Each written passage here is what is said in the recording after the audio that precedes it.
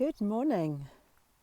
It's Saturday the 3rd of August 2024 and the last time I did a walk and a talk, not the last time I did a walk, but a walk and a talk, hi by the way, was the 19th of November in 2023, long while ago, and so much has happened since then. I've also tried to do some talks whilst I walk since then, but it's really been a struggle, just nothing's flowed. You know how people get writer's block? I think I got jabber block or something like that. Just nothing would come, nothing would flow. In that November of 23, there was a lot happening. And subsequent to that, my mum has passed away. She passed away in March 24, on the 1st of March. So just 5 months ago. And I was thinking about the walks and talks that I'd been doing, and I realized that they were a little bit of an opportunity to escape for me, to escape all that was going on. It just gave me time. It gave me time and space to get away from the tension, the stress of, and the pressure of all that was happening at the time. And I am amazed at where I find myself now, with my mind so much calmer. It's not that there's not a lot to deal with, because the world in itself is a very, very challenging place to be. But there's not that heightened level of stress that I had before, and I'm finding this is helping enormously with things like just being able to be peaceful, just being able to get to sleep at night, get back to sleep if I wake up for the usual constitutional, which seems to happen for people of a certain age, regardless. But okay, let's have a look at this day. We haven't had very many of these days this year. 2024 has been reasonably dismal when it comes to sunshine. But today, oh, what a day. And no jersey, no jacket, which is great. I suppose something I want to perhaps just talk through, just to jabber on about, I suppose, a little, is the latest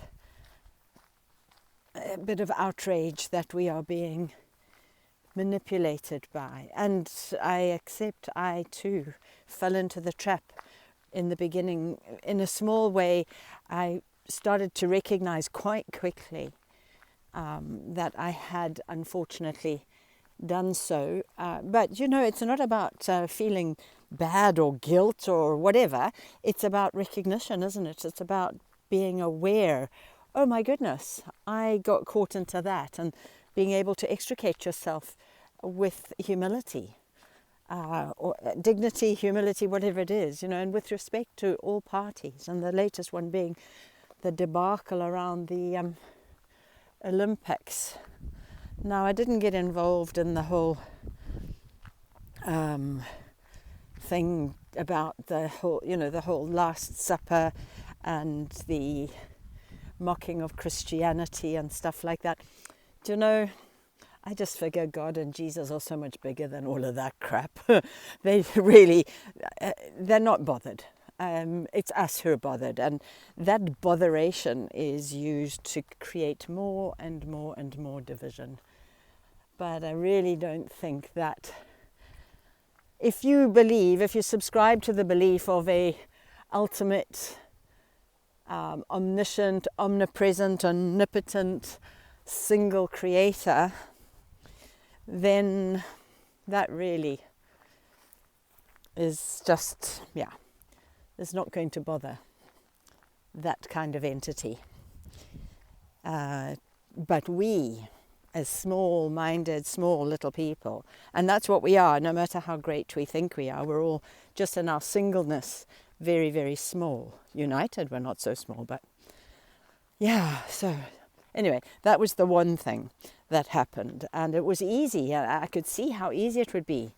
You know, a few years ago when I was and it's been a wee while now, but when I was involved in the Christian church and a leader in the church and stuff like that, I was very dogmatic, I was very fundamental, I was rigid in my thinking, I was judgmental, I was all the things that everybody hates Christianity for, interestingly enough. So I'm not that person anymore, and I don't subscribe to that whole belief system anymore, which is fine. I know just in saying that many people who I really love and care about and respect might find that really offensive themselves, but it's not said to be offensive. It's just said to be, you know. And this perhaps is part of our problem, is that we create intention without knowing. We infer intention, or create it, we infer intention.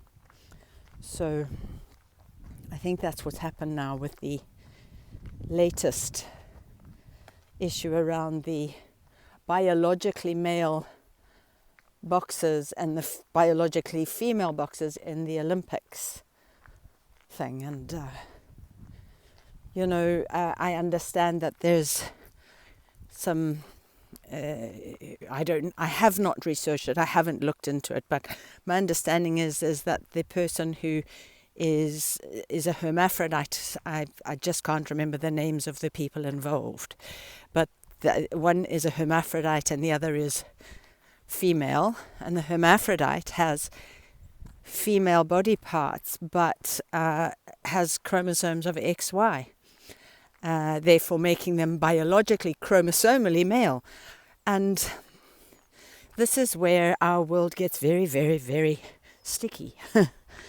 What is right, what is wrong when it comes to the arenas of competition where physical prowess are hugely important in creating a level playing field or sporting field. But, there were a lot of memes going around, a lot of opinion, a lot of, differing opinions. And now I see a lot of, maybe we got it wrong and maybe we should apologize. And I'm thinking, wow, the manipulation of human emotion and thoughts and emotions, reactions, expressions, etc., is so high, is so powerful at the moment to take people from one extreme to the other. The same happened with the whole Christian, it was a mockery of the Last Supper, and I have no doubt at all that was intended to be exactly what it was, but it was also had the intention of creating division. Everything to me at the moment that I can see when it comes to things that we see on our screens are about dividing opinion. And the Olympics is being used in a massive, massive way to do this. So I posted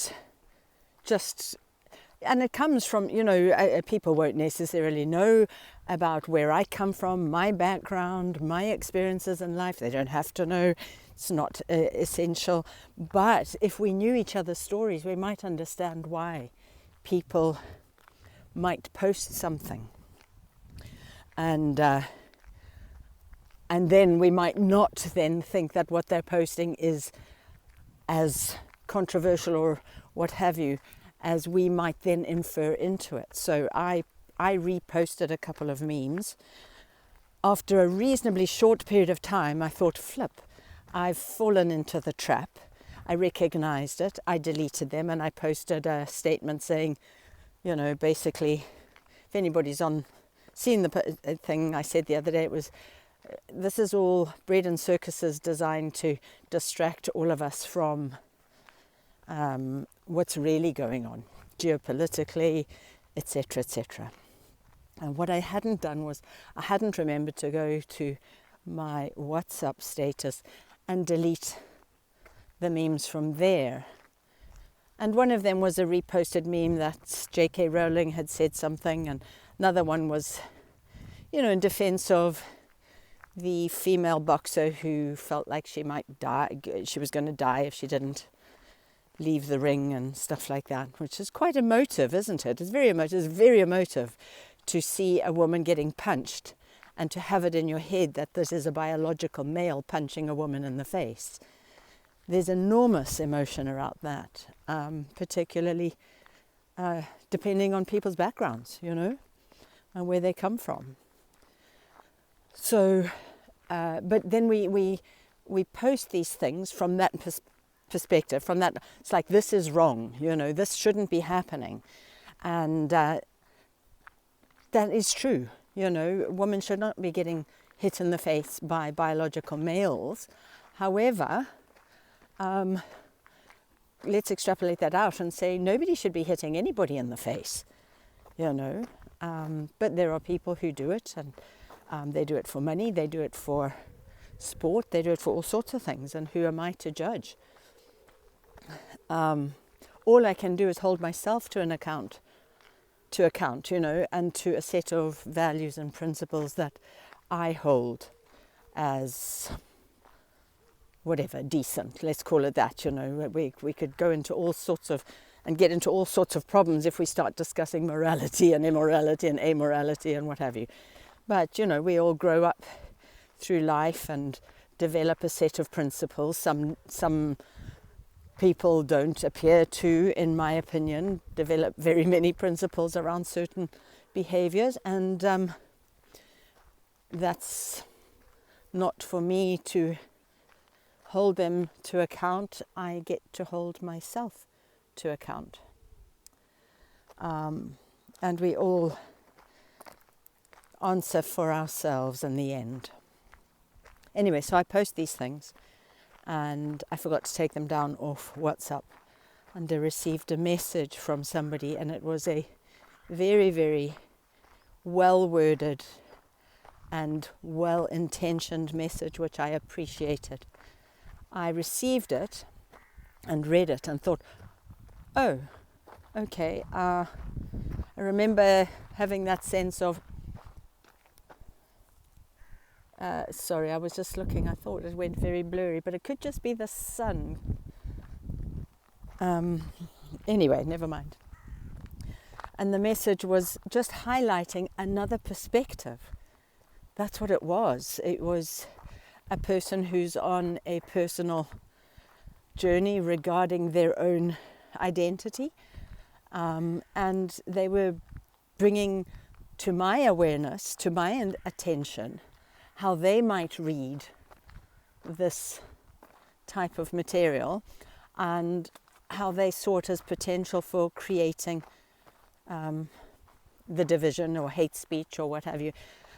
And I totally understood. I just had forgotten to remove it because I'd already thought, wow, I could suddenly see how easy we were being divided on something that really is so external to us. I mean, we're not there, certainly I'm not there in Paris, and I don't know all the history. We get a tiny snapshot of a situation and we develop an opinion that can easily turn into whatever, creating an other.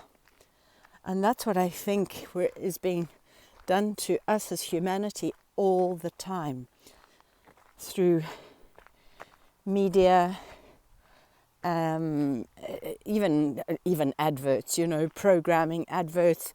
It doesn't matter. Whatever's going in our minds, in through our eyes and our ears, there seems to be such a designed agenda to create division, despite the rhetoric, despite the narrative of we're all one and let's come together and let's just love.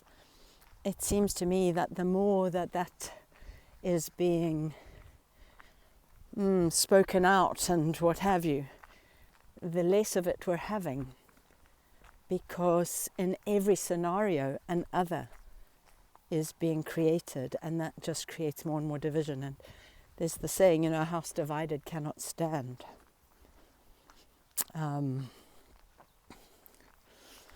It's probably it's probably a scripture, but it's also a well-known saying.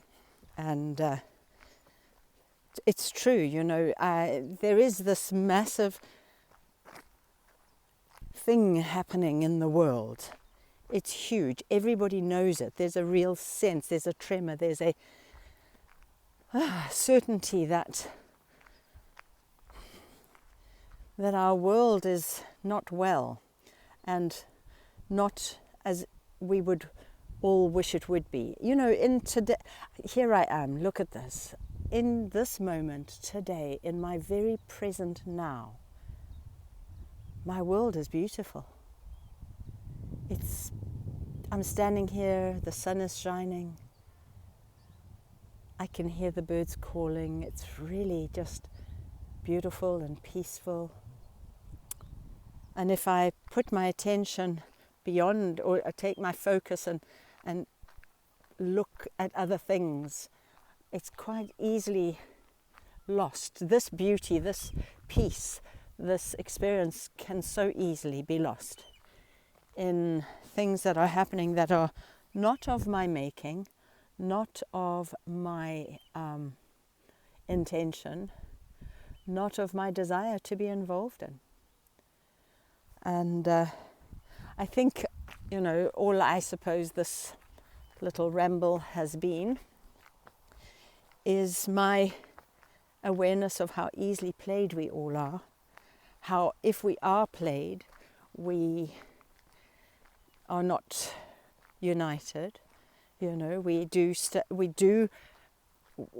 don't know what's happening. If I post something from my perspective, with my understanding and my background and what have you, and I post it and I think that, it's it's my job to wake somebody up to this or to perpetuate this or whatever it is, it does open the way to creating more division.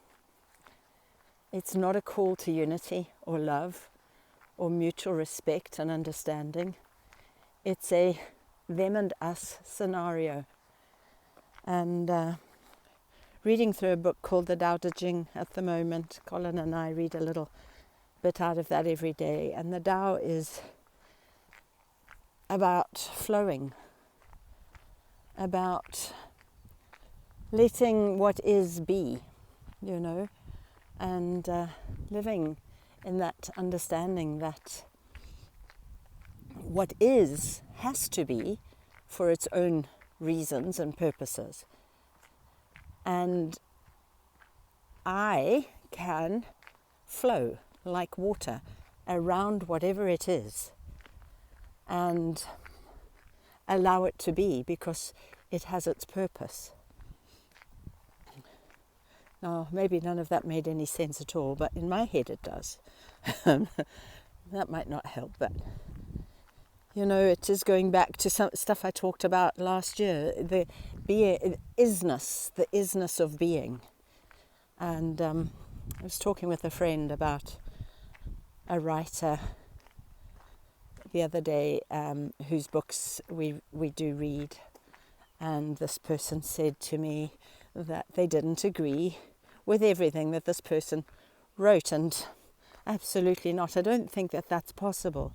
I used to be a fundamentalist Christian, so the Bible was inerrant and it couldn't be wrong and it couldn't be changed.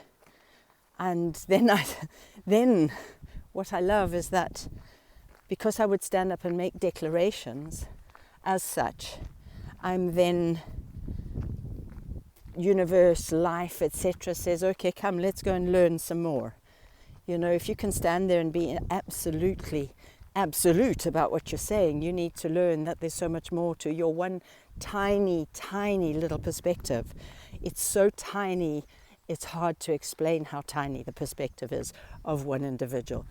And even my perspective added to the perspectives of everybody else remains tiny in the bigness of the isness.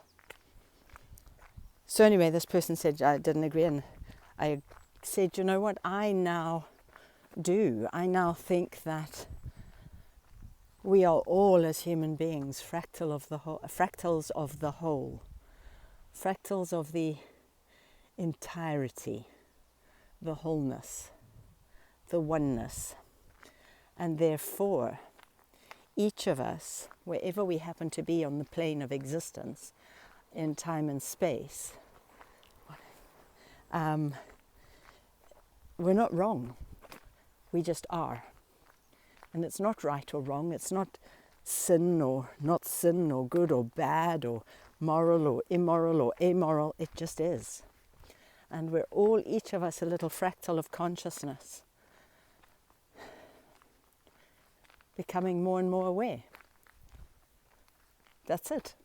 So whatever a person sees, thinks, writes, knows, shares, is. And it's not for me to even try and think that I would know more. I just know different. And some of what I know resonates, and some of what I know doesn't. And it doesn't make that person wrong or me wrong or right. It just is. And I find that an easier place to be in my life.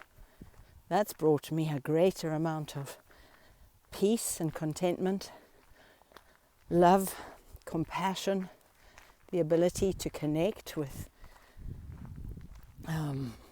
life and everything that is this planet, this earth that we live on, and the understanding of what is beyond this existence, which, no matter what anybody says, I just say, well, I don't know. I haven't been there. So, you've perhaps been there. You might think you have. You might have had a trip. You might have had a near-death experience, what have you. But it still is only that one fractal that has had that experience. Oh gosh, very esoteric today, Laura. Yeah. Anyway, I'm going to end off and just say, just to be aware of how easily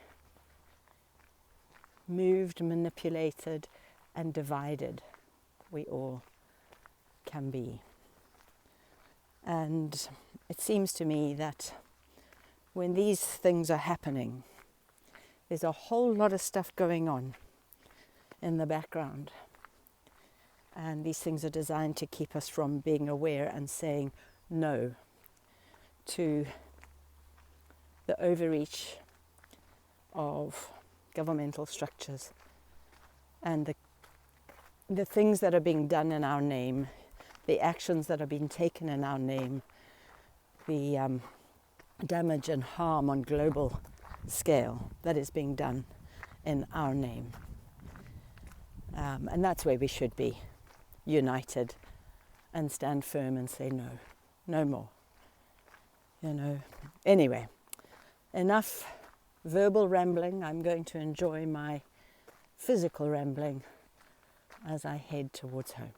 Hope you've enjoyed the scenery. If you've carried on this far with me, hope you've enjoyed yourself. And yeah, let's be more aware of where we are easily manipulated. And let's be careful not to be creators of division, but to be fosterers of unity and love and compassion. Across the board. Across the board. Jesus Christ, however one might view this person, is attributed with a lot of beautiful wisdom and teachings that cannot be You can't be argued against.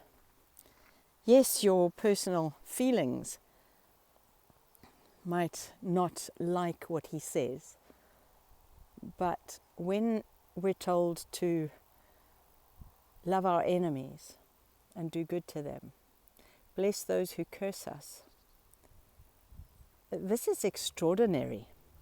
This is revolutionary. This is what we should aspire to, the ability to love all, regardless of what my individual self thinks. So I like what Jesus says. I don't like what the Christian church teaches, which quite frankly is often not what Jesus says. But I like what Jesus says, and I think, we would do well we wouldn't go far wrong if we stuck to it. And I'm not saying there aren't others who've also written and said things that we can aspire to live by. But if somebody, if you went and you read, I think it is the book of Matthew in the New Testament, the first book in the New Testament, and you read from, I think it's chapter 5 to chapter 7, you get a really, really good idea of the Jesus's teachings, the way that he understood that we should be in this world. And depending on what you think and who you think Jesus is or was, there's many different thought lines on that. Christians will believe that that he was the only begotten Son of Father God, born of a virgin, who died at Calvary and rose on the third day. Other people will have studied other texts and will say that he was an Essene and he travelled throughout different regions and picked up extraordinary wisdom and knowledge, and that he's an ascended master, etc. Whatever your viewpoint is, it's better maybe, it's not better, it is an idea to perhaps just read the words attributed to him. I wasn't there, you weren't there, the words are written years after his passing. But it's really hard to shake a stick at what's attributed to him in those chapters. Let's just see if we could put a small portion of that into practice in our own personal lives. And that might make all the difference in our world. I don't know. I certainly don't know. I thought in the naivete of my younger self that I had answers. And I understand too that people who are saying what they're saying today, which sounds in opposition to other people, etc., they're only coming from their generation, their culture, their understanding, their background, their lens, their focus, their whatever it is, their education system. Sitting as I am at 57, I find myself in such a betwixt and between space. And no doubt every generation who's been here has had that same sense of betwixt and between, because it's an evolutionary world. And I think we're evolving very, very quickly now, socially. And that's causing so much opportunity for us all to fight each other. And I don't think that's the way to go. I don't want to live in that paradigm. I don't want to live in the them and me paradigm. Or I just want to be a person who is able to look out at my world and see its natural beauty. I want to be able to see its human beauty, and I want to be able to hold myself to account and be able to sleep at night. I want to walk daily into a better knowledge and understanding and being of unconditional love, respect, and honor of all that we are. And I mean that from the grasses of the field, to the birds of the sky, to the human beings, to the animals, to the water, to the rocks, all that we are. Right? That's me. I mean it now. I am going. Have a gorgeous day and lots of love. Bye.